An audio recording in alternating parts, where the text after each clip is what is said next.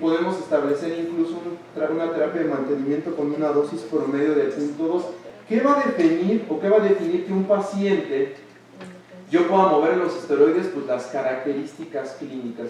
Si el paciente tiene buen pronóstico, si tiene buena respuesta, si tiene algunas comorbilidades controladas, si es de reciente inicio, van a tener buena respuesta a los esteroides. Pero si el paciente tiene comorbilidades, tiene tendencia a la cronicidad, tiene afección intensa, la terapia inicial va a ser con corticosteroides y después tengo que planear una estrategia terapéutica con fármacos ahorradores de esteroide.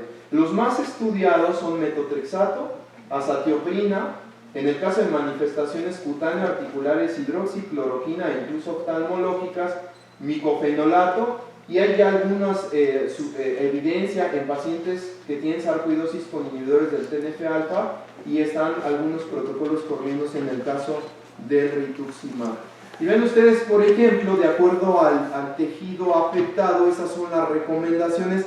Prácticamente, si ustedes analizan, prácticamente en todos las áreas o las áreas de afección, prácticamente los corticosteroides sistémicos son la pauta diagnóstica, la pauta terapéutica, perdón, y por supuesto hay algunas otras especificidades. Por ejemplo, en el caso de piel, pues por supuesto responden favorablemente a hidroxicloroquina, cloroquina e incluso a metotrexato. En el caso de nuestra paciente con afección hepática intensa, ¿sí? Prácticamente ustedes ven lo que tiene ahí descrito de las manifestaciones principales, lo tenía nuestra paciente. Idealmente es inicialmente darle prednisona a estos pacientes en dosis de 0.6 a 0.5 a 0.6 miligramos. Y eso es lo que tenemos que hacer en el seguimiento de la enfermedad. Enfermedades activas cada 3 a 6 meses, estar revisando los síntomas generales y las manifestaciones sistémicas.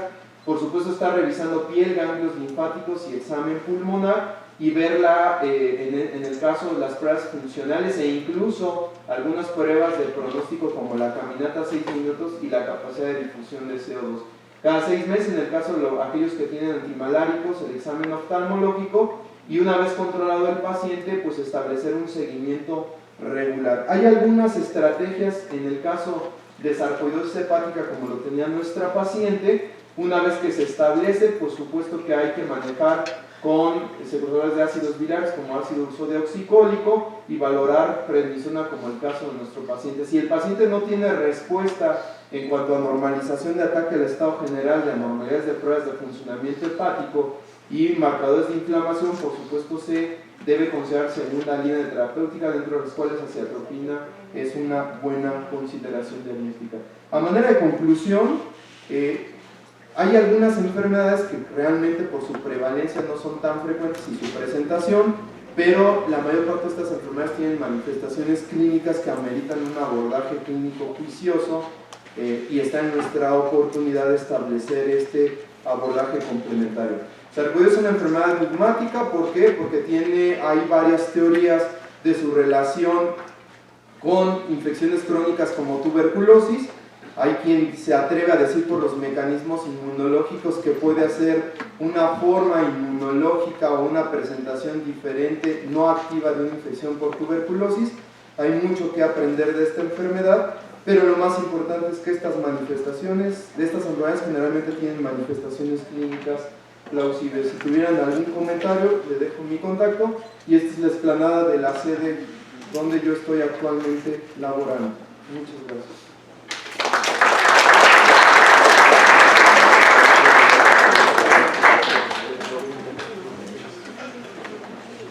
Muchas gracias al doctor Juan Carlos de Anda Caray. Creo que es un caso muy interesante y de difícil diagnóstico. Aquí planteábamos el doctor Feco y yo la posibilidad que fuera incluido este caso dentro de los casos de fatiga crónica. Eso ya sería cuestión de otra situación. Vamos a darle paso al doctor Feco Nellenhumen para que nos presente su caso clínico. Él actualmente está jubilado, pero es una de las personas que ha dado bastante a la medicina interna en México, ha formado parte del Consejo de Medicina Interna, es participante del Colegio de Medicina Interna y obviamente la Sociedad Latinoamericana de Medicina Interna. Doctor.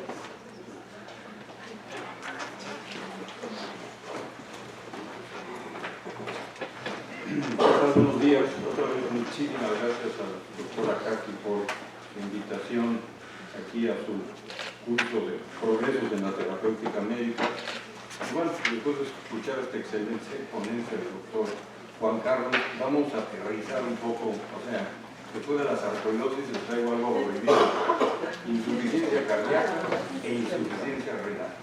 Entonces, lo que me pareció interesante de esta plática es que tenemos guías para todo y entonces sabemos perfectamente cómo manejar la insuficiencia cardíaca congestiva, o sea, nos bombardea la AJA, nos bombardean los europeos, todo el mundo sabe, y tenemos también las 1500 guías para la insuficiencia renal.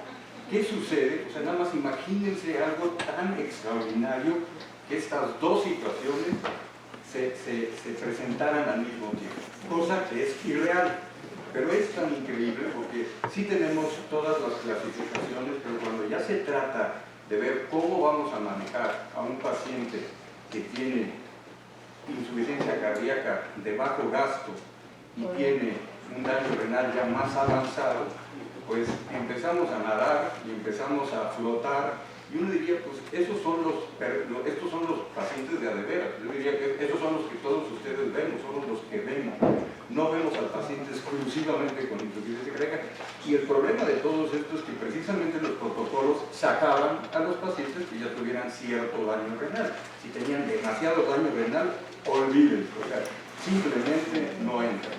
Y son dos situaciones pero bueno, ustedes me dirán qué tan prevalente es la insuficiencia cardíaca y es el daño renal crónico. Y les digo otra cosa, o sea, si lo trasladamos en números, pues ahí sigue siendo 9 de cada 1 de los pacientes en Estados Unidos fallecen por insuficiencia cardíaca. Hay más de 1 millón de hospitalizaciones al año sigue siendo la causa más frecuente de hospitalización de insuficiencia cardíaca. ¿Y qué me dicen del daño renal crónico? O sea, mientras estamos controlando varias enfermedades infecciosas, inclusive la cardiopatía isquémica, yo creo que hemos avanzado mucho. El daño renal crónico ha ido en aumento, pero da miedo. O sea, la cantidad de renales crónicos con los que nos vamos a enfrentar, y precisamente porque me parece, y si se dan cuenta, esto es interesante porque pues, solo por edad, o sea, que nos den chance de seguir viviendo más, pues hay más probabilidad de insuficiencia cardíaca, hay más probabilidad de daño. ¿Qué me dicen si hay diabetes? También les digo cosas bien raras, ¿no? De repente que el paciente sea diabético, hipertenso, pues le pega al riñón y le pega al corazón. Entonces, algo que pareciera, pues bueno, que uno diría, pues ¿cómo es posible? Claro, sí es muy posible, porque en los protocolos evidentemente excluyen a todos los pacientes que ya tienen un daño grave, sea cardíaco, sea renal, porque mi chocho no va a poder contra eso, ¿no? Y entonces, pues, es parte del problema que tenemos. Les traigo un caso clínico, un poco para... De hecho, se van a identificar con pacientes de este tipo, pues porque son de toda la vida, ¿no? Entonces, este es un jovencito de 82 años, que refiero por deterioro persistente de la función renal en contexto de insuficiencia cardíaca crónica. Él es hipertenso de muchísimos años de evolución, hace 15 años tuvo un infarto y quedó con una angina estable grado 1 de acuerdo a la Sociedad Cardiovascular Canadiense, y en la angiografía coronaria se descartaron lesiones candidatas a revascularización percutánea. ¿Qué quiere decir eso? Pues que no tenemos que tratar médicamente, ¿no? O sea, la magia del stent, la magia aquí se acabó y entonces a este abuelito pues hay que manejarlo médicamente. Esto me parece interesante porque vean, ahí se proponen varios síndromes cardiorrenales o síndromes renocardíacos, como ustedes quieran. Aquí lo importante es que de donde lo vean, si lo quieren ver de arriba para abajo o de abajo para arriba, finalmente lo interesante de estas situaciones tan frecuentes, porque no estamos hablando de cosas ni de sarcoidosis, ni no estamos hablando de mielomas, ni de nada de eso, estamos hablando de algo de todos los días, a lo que nos enfrentamos todos los días. Y bueno, aquí hay una propuesta de explicar por qué estas situaciones van afectando una a la otra. Y tal vez lo primero que tendríamos que definir en estas situaciones, cuál de los dos órganos está más afectado. En este paciente pues ya tuvo un infarto, es hipertenso, por suerte no es diabético, pero por supuesto que podría ser diabético, sería hasta de lo más frecuente. Y siguiendo con el caso clínico, se ha controlado con manejo médico para insuficiencia cardíaca de bajo grado, de bajo gasto, durante los últimos 5 años y le ha ido bastante bien, solo que, y esto es obvio, por los medicamentos, por tiempo, se va incrementando paulatinamente las concentraciones séricas de creatinina. Si se dan cuenta, pues bueno, por el antecedente de cardiopatía isquémica, pues le dan aspirina, le dan un beta bloqueador y empezaron con IECAS, que esa es la otra sugerencia, que finalmente la mayoría de los trabajos, la mejor evidencia que tenemos son para los inhibidores de IECAS. Todo sigue siendo claro. De ahí se colgaron muchos de los ARA2 y entonces, digamos, este abuelito pues sí, tuvo tos por estos IECAS y entonces se le da este otro medicamento, pero la sugerencia en todas las guías sigue siendo que ustedes intenten o empiecen con IECAS. Y si hay un efecto adverso, entonces sí, porque además son mucho más caros, ¿no? Entonces sí hay. Y obviamente su atorvastatina que no puede fallar. Por aquí lo que yo les diría, lo interesante es que no hay duda que si ustedes revisan las guías, pues están perfectamente indicados estos medicamentos. Ya cuando lo tratamos de ver en el paciente renal crónico, qué tan indicado están el uso de obviamente, diuréticos, por supuesto que sí, que básicamente es para el manejo de la sobrecarga, entonces pues no van a, o sea, es imposible no utilizarlos, aunque tienen toda una serie de efectos adversos y situaciones que inclusive pueden deshidratar al paciente si nos pasamos con los diuréticos. Y la otra cosa importante es que sí hay evidencia tanto para los IECAS y estos ARAS, como con los beta bloqueadores en el manejo ya de insuficiencia cardíaca en pacientes con daño renal, estadios 2-3, o sea, ya no se atreven a ir más allá. Pero en todos estos estudios yo les podría decir que finalmente sí han demostrado ser benéficos, sí tienen nefroprotección, sí ayudan, y no se diga si el paciente tiene proteinuria, o sea, esa combinación de proteinuria y deterioro de la función renal, ahí es donde yo diría que estos medicamentos han cambiado la historia natural, entonces sí tienen una clara indicación tanto en el paciente cardiópata como en el paciente nefrópata, pero es cierto que nos da un poquito de miedito cuando la función renal se empieza a deteriorar de más. Este paciente se encuentra en una clase 2 de la New York Heart y tiene una presión bastante 118/72, 64 de frecuencia cardíaca, pero sí tiene algunos datos de descompensación, como son ingurgitación yugular, estertores y el edema malleolar.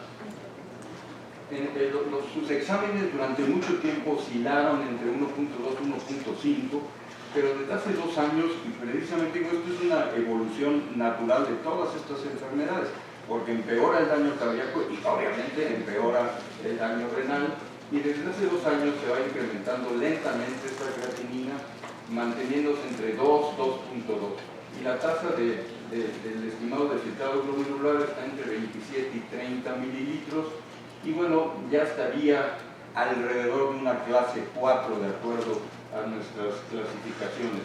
Los potasios séricos consistentemente, y este es otro punto importante porque hay muchos de los fármacos que utilizamos que elevan el potasio. Entonces, en un renal crónico, pues esto es una consideración que ustedes a lo largo del manejo siempre tienen que tener en cuenta. Entonces, manejaba este paciente con potasio sérico por debajo de 5, concentraciones de hemoglobina de 12 y la tasa de albúmina creatinina urinaria que tenía de 45 miligramos por gramo sin hematuria. Y el ultrasonido pues es compatible con son riñones pequeños, tiene todos los datos de una enfermedad renal crónica, y el eco pues básicamente confirma este daño cardíaco, seguramente compatible con cardiopatías isquémicas con una fracción de eyección de 30%. Ahí les va la primera pregunta. ¿Qué tan frecuente es que un paciente con insuficiencia cardíaca de bajo gasto desarrolle concomitantemente enfermedad renal crónica con una tasa estimada de estado renal de menos de 60 mililitros por minuto? O sea, está bien en una etapa como la de este paciente. O sea, ¿qué tanto piensan ustedes qué tan frecuente creen que sean esto? ¿Es como la sarcoidosis, menos del 5%? No, no es cierto, no estoy criticando. O más del 90%. Bueno, eso es mucho, pero lo que se sabe es eso. O sea, estamos hablando que más de la mitad, para que se les quede ese dato, o sea, más de la mitad de estos pacientes presentan esto. Y hay obviamente, esto es, hay tendencia, no hay un dato fijo. ¿Por qué? Porque los estudios escogen primero, vamos a ver cuántos tienen daño renal, y de esos vamos a ver, ya que los meten al protocolo, cuántos a lo largo del tiempo van a tener insuficiencia renal. O lo hacen al revés, agarran a todos los nefrópatas y ven a lo largo del tiempo, conforme se van deteriorando, cuántos hacen insuficiencia cardíaca. Pero realmente no hay situaciones en donde estemos viendo cómo mutuamente se están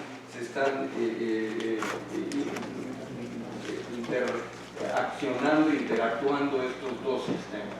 Pero sí, este es un dato importante que quiero que se lleven a la casa, es que más del 50% seguro tienen esta relación. Es muy frecuente que lo puedan dar.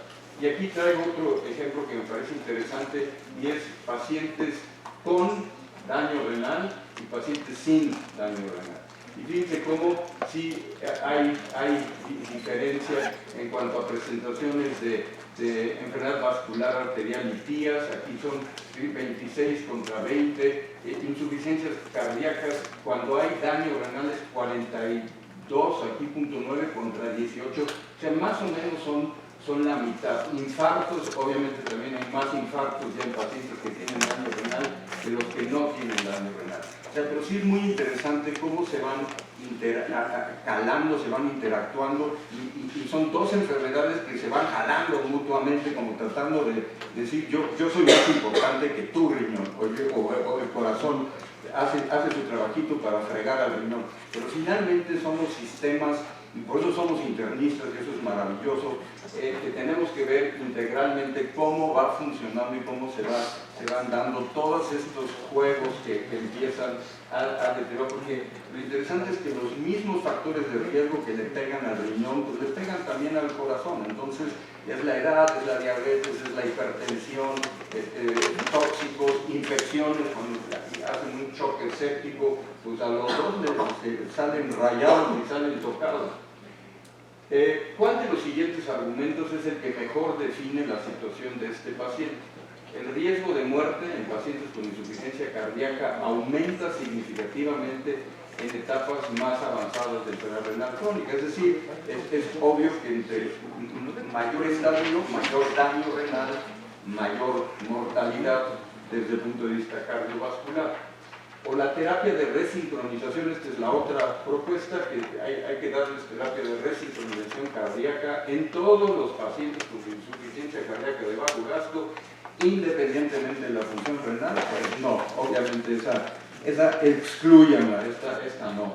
O la terapia de resincronización cardíaca está indicada en todos los pacientes con enfermedad renal crónica etapas 1 a 3, tampoco, no es cierto. Y la mayoría de los estudios de insuficiencia cardíaca de bajo gasto incluyeron pacientes con enfermedad renal crónica etapas 1 a 4. Esta es la razón por la que no tenemos evidencia. Digo, efectivamente esto es lo que ha sucedido. que no incluyen a pacientes con daño renal más avanzado, y por eso es que no tenemos evidencia. O sea, aquí es puro feeling que me parece, me late, voy a usar esta clasificación y voy a usar este tratamiento. Y la correcta en esto, y también está bien demostrado, es que sí hay mayor mortalidad entre más daño renal tenemos. Aquí tengo una gráfica interesante en donde, dependiendo del estimado, de la tasa de estimado del filtrado glomerular, y aquí el punto de corte son más o menos 95 mililitros por minuto, este sería el corte, pero ustedes ven cómo hacia arriba, o sea, entre más hay mayor incidencia, entre menos filtrado glomerular tenemos, o sea, entre más daño renal que va para acá, pues más incidencia de insuficiencia cardíaca tenemos. O sea, esto es evidente y es lógico, pero también más mortalidad, ¿sí? O sea, esto, aquí les traigo otra gráfica en donde es muy interesante, son todos los pacientes de hasta arriba no tienen daño renal, o sea, digamos, estos se mueren lento pero seguro, su caminito sin mayor bronca, pero vean todos los demás, o sea, no hay duda que los que tienen ya etapas más avanzadas comparado con estos, pues sí, dependiendo del tiempo, dependiendo del daño, pues sí, la mortalidad es mucho mayor. Y esto es también la razón por la que van a ver que la creatinina en muchos de los modelos de riesgo aparece la creatinina, ¿sí? Y es obvio. O sea, si el paciente empieza con daño renal, empiecen a preocuparse porque sí impacta en la mortalidad de estos pacientes. Algunos meses después, sigue siendo el mismo abuelito de 82 años, no se desesperen. Algunos meses después ingresa el paciente al hospital con una neumonía adquirida en la comunidad y lesión renal aguda con concentraciones de donde estaban de 2 puntos y cacho ya se subió a 5 y tiene un potasio sérico de 6.3, que de hecho es lo que digo, es también algo que sucede en todo momento. Tienen una infección, llámese neumonía, un problema, infecciones de vías urinarias que son muy frecuentes, e inmediatamente eso le pega obviamente a la función renal, pero también disminuye, todavía empeora más el gasto cardíaco. Obviamente en ese momento, digo, no hay días que definan esto ni nada, pero suspenden diurético y candesartán y ya nada más continúan con líquidos, antibióticos, y además aquí hay que ver qué antibióticos le damos a este paciente para no terminar de fregarle el riñón, y medidas médicas para controlar la hipercalemia. Finalmente este paciente, con todo lo que se hizo, egresa con una concentración, o sea, gracias a la rehidratación, al antibiótico y a todo esto, el paciente regresa otra vez egresa con una concentración de 2.8, o sea, de 5 lo bajan a 2.8, el potasio lo bajaron a 5.5, pero sí, con todos los líquidos que le metieron y todo eso, evidentemente la clase funcional se deteriora, salen, y eso también lo ven ustedes, salen con varios kilitos de más por todos los líquidos que les metemos, pero le salvamos el riñón. Claro, está encharcado, le está faltando el aire, pero el riñón lo recuperamos. Y vean la presión arterial, 138/75, 68 frecuencias, y en el eco, pues bueno, se redujo un poco más todavía era bajo y ahorita está peor. ¿Qué efectos se producen? Y esto es muy interesante. ¿Qué efectos se producen cuando se suspenden los inhibidores de la ECA en pacientes con insuficiencia cardíaca de bajo gasto y enfermedad renal crónica? Hay un aumento relativo inmediato en la tasa estimada de filtrado glomerular. Esto es cierto, y esto es muy interesante porque fíjense que cuando ustedes dan estos medicamentos, empieza a deteriorarse inicialmente, y por eso es que hubo muchos profesores, maestros que recomendaban que cuando había ya mucho daño renal, no utilizar estos inhibidores, porque sí, al principio se deteriora alrededor de un 30% la tasa de estimado del filtrado glomerular. Entonces, claro, cuando ustedes, en este caso, por ejemplo, que lo tuvieron que suspender por el evento que tuvo este paciente, hay un aumento relativo en la tasa estimada del filtrado glomerular y hay un deterioro lento pero progresivo de la función cardíaca. Entonces, o sea, aquí A y C, o sea, el aumento relativo y el deterioro progresivo de la función cardíaca son ciertos. Y esto es interesante porque sí, muchas veces nos da miedo, damos estos fármacos e inicialmente se empieza, puede deteriorar hasta un 30% por arriba de la basal, pero finalmente los estudios han demostrado que a estos pacientes les va mejor, o sea, finalmente quedan más protegidos con estos inhibidores. Claro, ustedes tienen que evaluar qué tanto le baja la presión arterial, qué tanto sube el potasio, porque ese es otro elemento que siempre tienen que tener en cuenta, y por eso que aquí no hay reglas, o sea, aquí sí tienen ustedes prácticamente día a día ir viendo qué cambios van haciendo para quitar, poner y agregar medicamentos. Se reinicia, deciden reiniciar el tratamiento, obviamente con furosemide, porque tiene 4 o 5 kilos encima, entonces hay que deshincharlo nuevamente a este paciente, entonces le meten más diuréticos. Aquí obviamente en las guías siempre hablan de aldosterona, porque inclusive este es un diurético que ha demostrado mejorar la sobrevida en pacientes con insuficiencia cardíaca. En este caso, todos estos inhibidores de mineralocorticoides, en este caso la espironolactona, pues aquí no tienen, aquí hay varios estudios que sí han tenido que suspender por la hipercalemia, ¿no? Entonces aquí básicamente los diuréticos que tenemos que seguir usando son estos de ASA, a diferencia de lo que pudiéramos usar en pacientes que solo tienen insuficiencia cardíaca, donde sí usamos muchas veces el aldactone, ¿no? Los síntomas relacionados con la sobrecarga de volumen mejoran, pero la concentración de creatinina se quedó en 3 y la concentración de potasio en 4.9. La hemoglobina está en 11, o sea, bajó la hemoglobina, que es otro dato que siempre hay que también tomar en cuenta en pacientes con daño renal crónico. La relación fósforo-calcio se mantiene. Y esto es interesante porque estas concentraciones de ferritina entre 100 a 300 y saturaciones de transferina por menos de 20 definen anemia importante en estos pacientes, que además tienen también una repercusión básicamente cardíaca y renal. Usted decide reiniciar el candesartán a la mitad de la dosis, pero en la próxima cita el paciente está muy fatigado, con una presión de 112/80, frecuencias cardíacas de 58, y la creatinina incrementó, que eso también era de esperarse, a 3.9, la concentración de potasio también, y disminuyó el estimado de filtrado glomerular a 3. Finalmente todo esto, pues sí, ya pone como que más en riesgo la viabilidad del riñón y de este paciente. Entonces, ¿cuál sería ahí la mejor opción en el manejo de este paciente en este momento?